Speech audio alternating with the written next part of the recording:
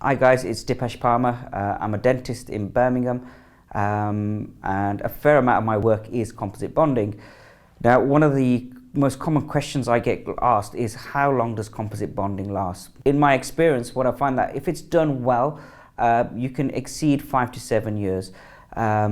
But the key thing is what happens after 5 to 7 years. Now, composite bonding doesn't just fall off, and composite bonding can fail in different ways. One of the ways it can fail is it can chip or break. That usually is caused by trauma. So you may be eating a nut or get knocked whilst drinking from a glass bottle. Other modes of failure would be staining. We often see staining in at the gum margin or between the teeth. Composites can wear, they can lose their polishability.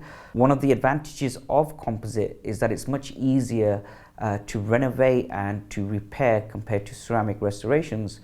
So for example, if you have staining between the teeth or at the gum margin, these stainings can be easily lifted off by doing some simple home whitening treatments.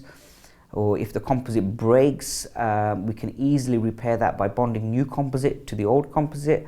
Or if the composite starts to lose its polish or luster over time, within a 5-minute appointment, we can easily bring back the luster that you may have once had in your composite restorations. And it's this ease or this ability of composites to be repaired, renewed, repolished, rebonded to.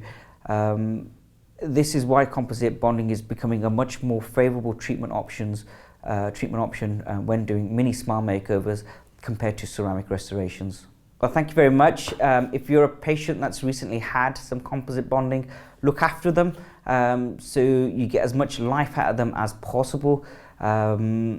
Visit your dentist regularly, ideally every 6 months, so they can track the progress of the restorations. Keep a good diet, have good oral hygiene, and if you've been given a mouth guard, make sure you wear it. Thank you.